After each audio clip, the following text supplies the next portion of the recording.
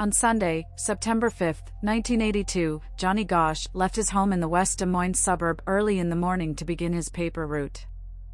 Normally, Johnny would wake up his father for assistance, but on that particular morning, he only took his family's miniature dachshund, Gretchen, with him. Witnesses, who were also paper carriers for the Des Moines Register, reported seeing Gosch at the paper drop, collecting his newspapers. This was the last confirmed sighting of Johnny, backed by multiple witnesses. Another paperboy named Mike stated that he observed Gosch talking to a stocky man in a blue two-toned car near the paper drop. Another witness, John Rossi, saw the man in the blue car conversing with Gosch and found it suspicious. Gosch told Rossi that the man was asking for directions and requested Rossi's help. Rossi noted the license plate but couldn't recall the specific number. He expressed his hope to vividly remember the plate number, but unfortunately, that didn't happen. Rossi later underwent hypnosis and provided the police with some numbers from the license plate, mentioning that it was from Warren County, Iowa. According to a private investigator hired by the Gosch family, as Johnny proceeded a block north to the starting point of his route, another paperboy noticed an unidentified man trailing him. Additionally, a neighbor heard a door slam and saw a silver Ford Fairmont speeding away towards the north from where Johnny's wagon was eventually found. Soon after, John and Noreen Gosch, Johnny's parents, began receiving phone calls from customers along their son's route, complaining about undelivered papers. Around 6 a.m., John conducted a brief search in the neighborhood and quickly discovered Johnny's wagon filled with newspapers just 2 blocks away from their home. The Gosch family promptly contacted the West Des Moines Police Department to report Johnny's disappearance.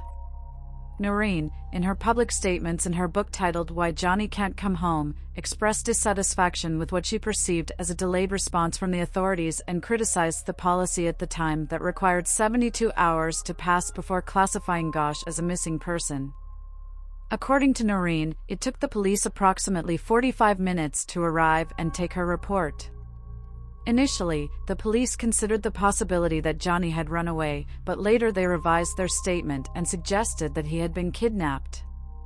However, they struggled to establish a clear motive and gathered little evidence, leading to no arrests or suspects in connection with the case. A few months after Johnny's disappearance in September 1982, Noreen Gosch claimed that her son was sighted in Tulsa, Oklahoma, when a boy called out to a woman for help but was forcibly taken away by 2 men.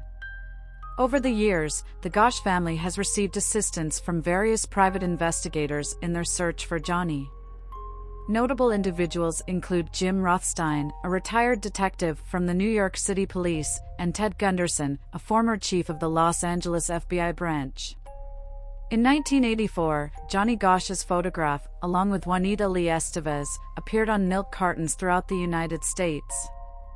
They became the second and third missing children to have their stories publicized in this manner, following Ed and Pat's as the first. On August 12, 1984, Eugene Martin, a paperboy from the Des Moines area, vanished under circumstances resembling those of Johnny Gosch's disappearance. Eugene was delivering newspapers on the south side of Des Moines when he went missing. On March 29, 1986, Mark James Warren Allen, a 13-year-old boy, informed his mother that he intended to walk to a friend's house across the street.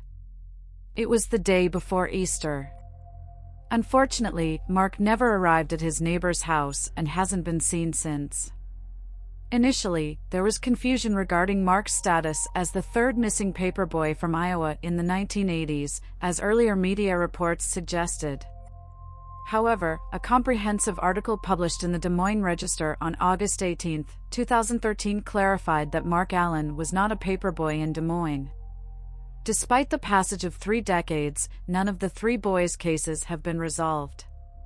Although authorities were unable to establish a direct link between the 3 disappearances, Noreen Gosch claims that she received personal information about Eugene Martin's abduction a few months prior from a private investigator who was searching for her son. According to Noreen, she was informed that the abduction of a paperboy from the south side of Des Moines would occur during the second weekend of August 1984. In 1985, Noreen Gosch received a letter from Robert Herman Meyer II, a 19-year-old from Saginaw, Michigan. The letter was signed under the name Samuel Forbes Dakota. In the letter, Meyer made a startling claim that he was a guard in a motorcycle club when Gosch's son disappeared in September 1982. According to Meyer, Gosch's son was taken as part of a large child slavery ring operated by the club. The FBI discovered that Meyer had requested and received $11,000 from the Gosch family. Furthermore, Meyer demanded an additional $100,000 and promised to return their son. FBI agents arrested Meyer at the Canadian border in Buffalo, charging him with wire fraud. In the letter he wrote, Meyer mentioned that Gosch's son had been sold to an individual he identified as a high-level drug dealer residing in Mexico City. Although Meyer was accused of fraud, Noreen Gosch reportedly believed his claims and later criticized the FBI for issuing an arrest warrant against Meyer. She believed that the warrant undermined her and her husband John's credibility, making it challenging for anyone to take their offer to pay a ransom for their son seriously. According to Noreen Gosch, in March 1997, she was awakened by a knock at her apartment door at around 2:30 a.m.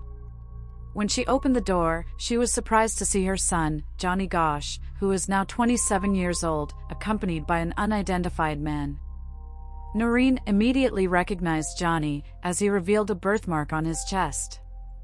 They spoke for about an hour or an hour and a half, during which Johnny would seek approval from the other man before speaking. However, he did not disclose where he was living or where he was headed.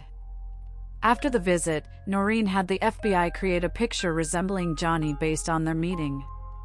In 2000, Noreen Gosch self-published a book titled Why Johnny Can't Come Home, which presents her understanding of the ordeal her son went through, drawing from the research conducted by various private investigators and her son's visit.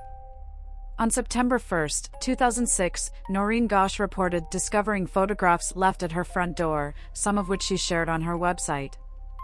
One color photo depicted 3 boys bound and gagged. She claimed that a black and white photo appeared to show Johnny Gosch, then 12 years old, with a gag in his mouth, his hands and feet tied, and what seemed to be a human brand on his shoulder. Another photo depicted a man, possibly deceased, with something tied around his neck. Noreen Gosch alleged that the man in the photo was one of the individuals who had abused her son. It later became known that the first 2 photos had originated from a website featuring child pornography.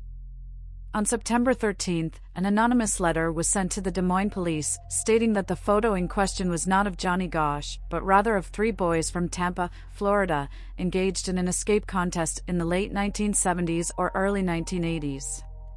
The letter referred to an investigation conducted by the Hillsborough County Sheriff's Office, which found no wrongdoing or charges filed in connection with the photo.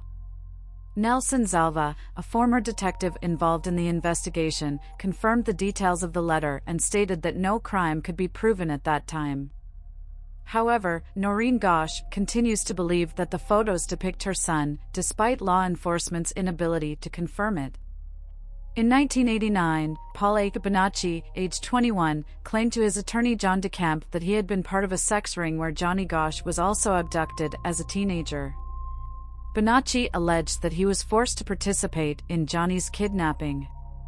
John DeCamp met with Bonacci and believed his story, as Bonacci revealed details that only Johnny or someone close to him would know.